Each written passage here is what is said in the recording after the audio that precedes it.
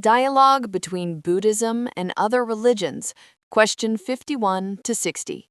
Question 51.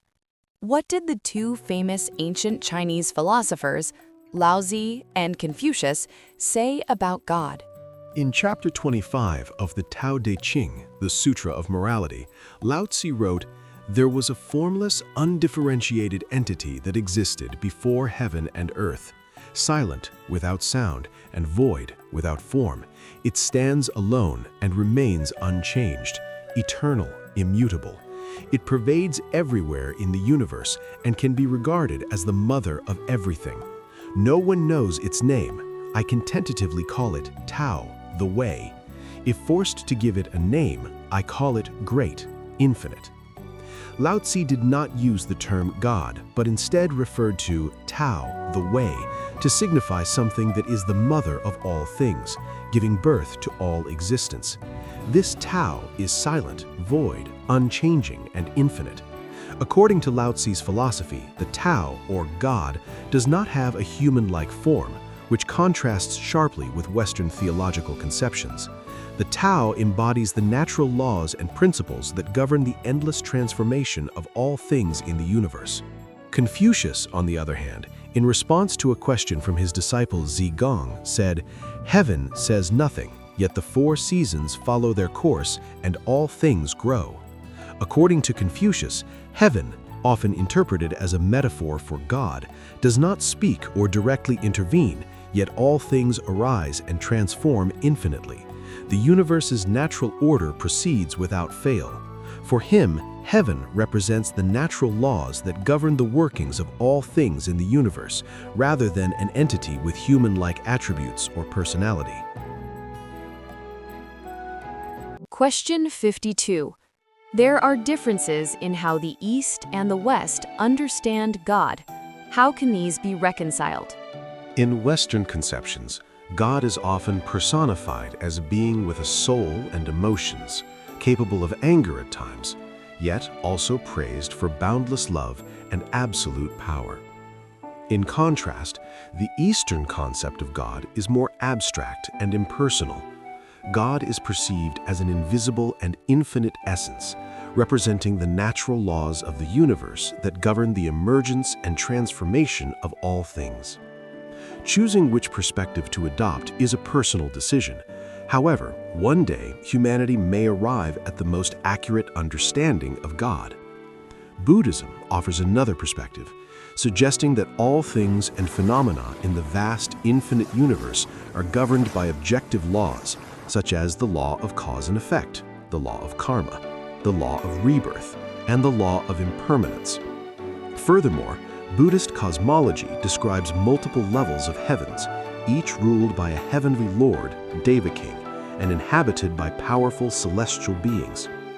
On the other hand, science recognizes only natural laws and does not acknowledge the existence of God.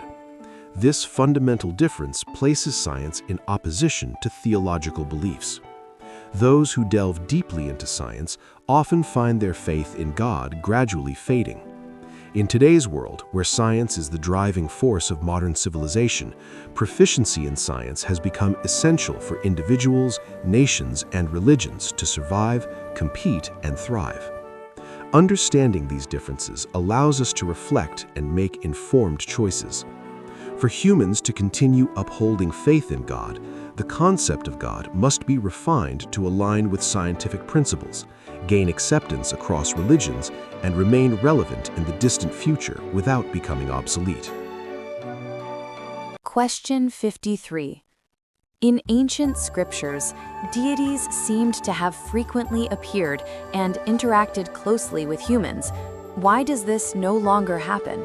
This is a common question raised by atheists. Why did deities appear frequently and communicate directly to humans in ancient times, as described in scriptures, but now seem absent? Many skeptics conclude that the accounts of gods and divine beings in scriptures are either fabricated or should be understood as fables or fairy tales, meant for entertainment and moral education, rather than as truths to be absolutely believed. Some suggest that humans in ancient times were closer to the divine because their hearts and minds were more honest and pure. However, when we examine human history, it is clear that people in every era have been equally prone to violence and cruelty. Others hypothesize that the deities mentioned in ancient religious texts might have been beings from advanced extraterrestrial civilizations. These beings, far more scientifically and technologically advanced than humans on Earth, are revered by humans and might thus also have human-like emotions and temperaments. Their presence may have inspired humanity to pursue science, leading to our current advancements. Another perspective is that most human interactions with the divine occur in dreams or through intermediaries, such as spirit possession, rather than through direct physical encounters. It is scarce or even unlikely for deities to manifest in specific appearances to communicate directly with humans. Today, human connection with deities seems more abstract and can only be experienced through noble and virtuous living. By leading a kind and ethical life, humans can hold faith that deities still watch over and guide them quietly, as long as they genuinely strive for goodness and spiritual cultivation. Question 54. Major established religions are considered the official religions of the world, but they still experience internal divisions and the occasional emergence of new sects that resemble the original religions. What does this phenomenon mean? The division into sects within religion is a common occurrence. When a highly respected religious figure gains significant influence and a large following, it often feels like a separate sect has formed, even if their teachings do not significantly differ from the original doctrine. If this figure introduces interpretations or practices that deviate more from the core teachings, the formation of a new sect becomes even more evident. Over time, people often understand their religion differently than its original meaning, leading to the establishment of new religious sects, especially if the new interpretations gain enough followers. This division may weaken a religion's unity, even when all sects worship the same founder. The split can sometimes lead to intense conflicts, with sects refusing to acknowledge one another. Those who establish new sects are often regarded as traitors by the original group until their sects gain widespread recognition and acceptance. On the other hand, some individuals, unwilling to remain constrained by the original religion, choose to break away entirely to establish a new faith. However, in today's world, it is challenging to introduce completely new religious doctrines, so these newly established religions often closely resemble existing ones. Despite adopting new names, these religions are just typically blended or modified versions of older faiths, with minor additions or changes to make them seem unique. Within an established religion, one must adhere to the guidance and management of senior clergy, which can limit personal freedom. In contrast, those who create new religions are not beholden to anyone.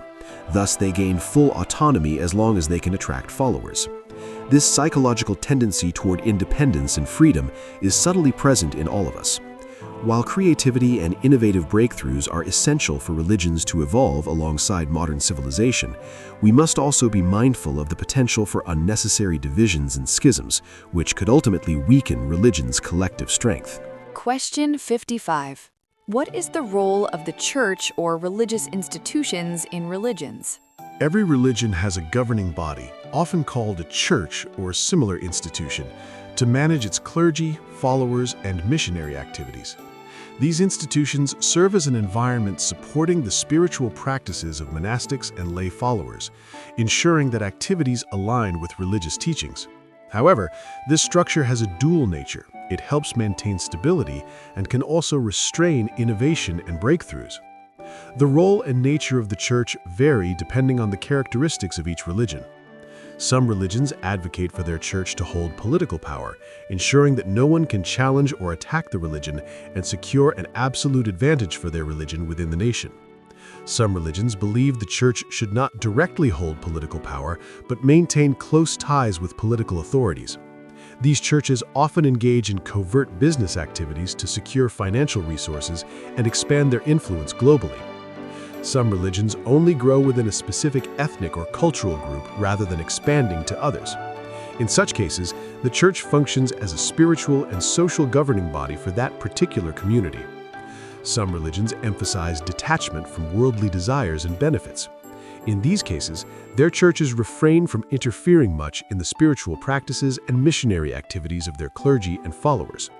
These churches typically lack substantial authority or financial resources, making them vulnerable to covert manipulation or suppression by external forces. The role of the church's leaders is critically important. If the leaders are virtuous and nearly saint-like, the religion will thrive and contribute significantly to society. Conversely, if they are selfish and scheming, they will hinder the religion's development and set a poor example, leading other clergy to adopt unethical and deceitful behaviors. Some churches are deeply involved in managing the spiritual practice of lay followers, while others focus primarily on managing monastics with little connection to lay practitioners. Question 56. Religions initially focus on spiritual practice, morality cultivation, and connection to the divine. However, when they gain certain influence among the masses, they acquire significant socio-political implications. Why is this so? A religion's political and social significance depends on the extent of its influence over the masses. Initially, when someone embarks on a spiritual path, they seek a simple, peaceful life in seclusion. However, when they unexpectedly gain the trust and admiration of many, their presence inevitably takes on political and social significance. Any religion that wields substantial influence over the masses is regarded as a political and social force, attracting the attention and scrutiny of various factions. This presents a significant challenge for religious leaders and clergy, who must preserve their noble spiritual identity without being tempted by fame or material gain. At the same time, they must avoid conflict with the country's socio-political institutions or antagonism toward any external forces. They are expected to guide the spiritual practice of followers without succumbing to the temptations of fame, pride, and personal gain. Even as they stand out for their influence, they must remain humble. This delicate balance requires profound spiritual strength and a refined, elevated set of teachings that enable practitioners to navigate through the allure of glory without being corrupted, allowing them to remain true to their originally pure and humble aspirations for spiritual practice. Because religion can easily become a domain for the pursuit of fame and fortune, it has witnessed many instances of infighting, scheming, poisoning, slander, and deception. Such conflicts have disheartened truly devout monastics, compelling them to leave their religious institutions in search of secluded places to continue their spiritual journey, away from the entanglements of mundane ambitions and illusions. Question 57. What is the origin of religion? In the beginning, religion served as an explanation for natural phenomena that ancient science could not understand.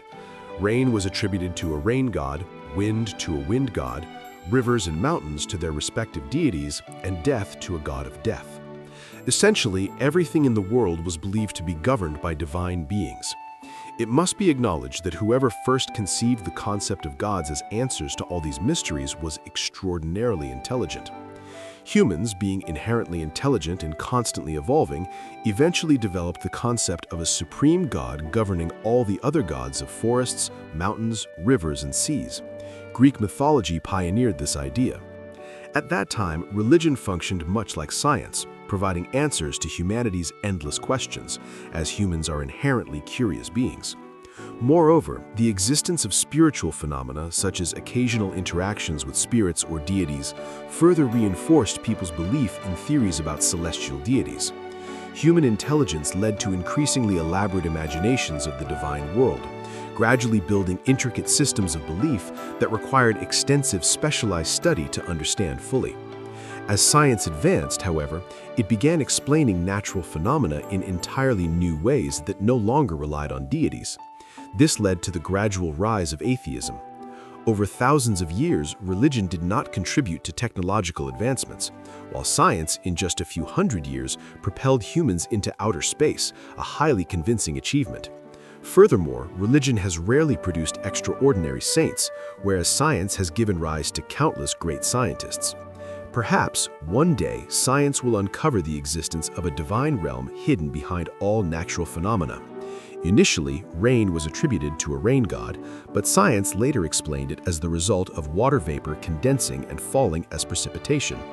Who knows, in the future we might return to the idea that rain is secretly controlled by a higher being in the metaphysical realm. After all, humanity's exploration of the universe is far from over. Question 58. Religions believe in the existence of the soul, while science either denies or remains skeptical. How should we interpret this? Modern science understands that nothing truly disappears. Everything merely transforms from one form to another. The physical body, after death, decomposes into other components, and the human soul does not vanish along with the death of the physical body, but instead transforms into another state. Similarly, the merit and sin accumulated throughout one's life do not simply disappear without cause. They must persist in some form.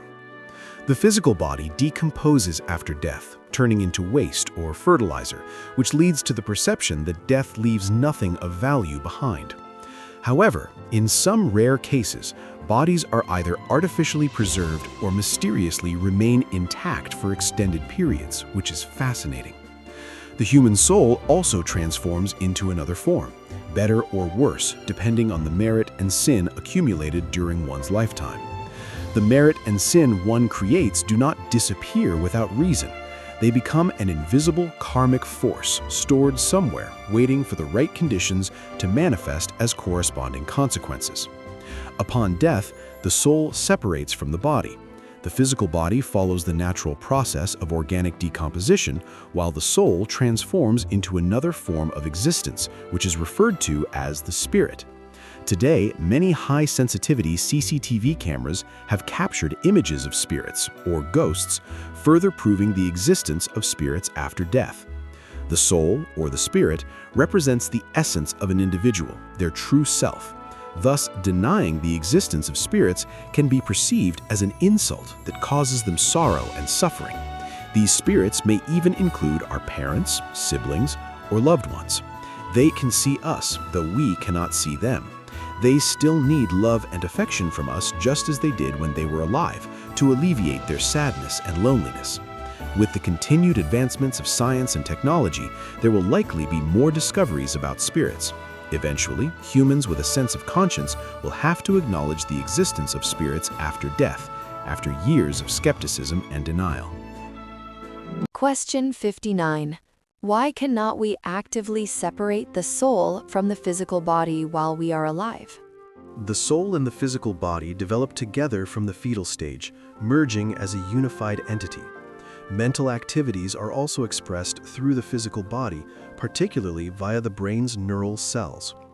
From a materialistic perspective, all thoughts and mental activities basically result from the workings of the brain's neurons, which leads scientists to conclude that the mind, or soul, is merely the activity of the brain's neurons.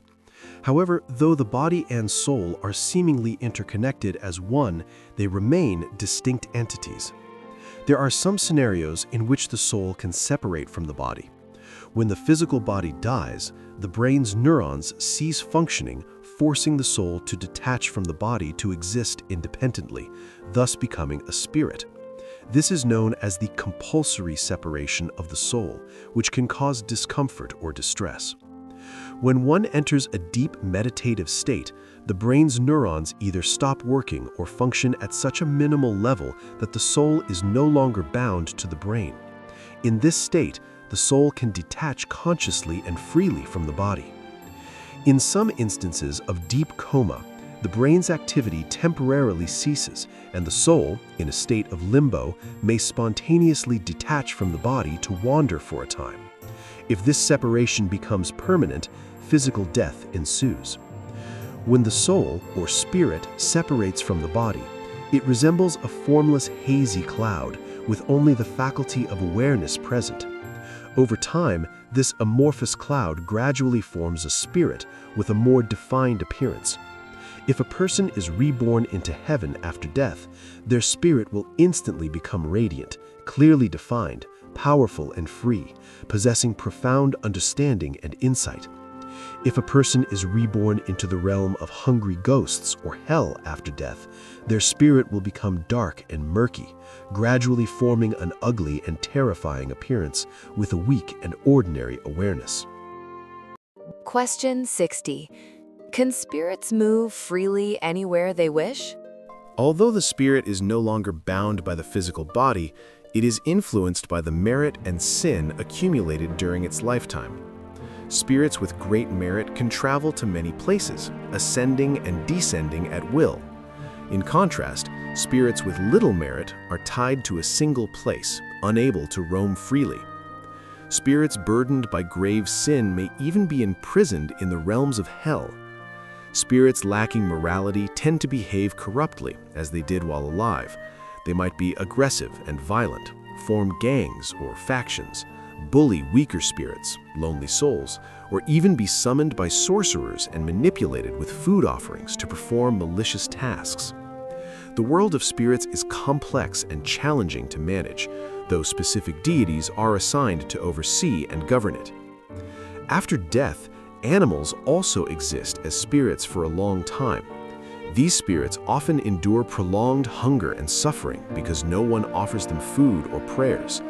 However, if such a spirit is fortunate enough to receive prayers from virtuous monastics, it may gain the attention and assistance of deities who can provide a stable place to reside, proper sustenance, and opportunities for spiritual practice.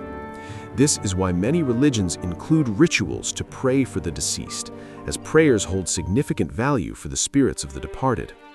However, for these prayers to reach the deities who govern that realm, they must be conducted by virtuous monastics with spiritual strength.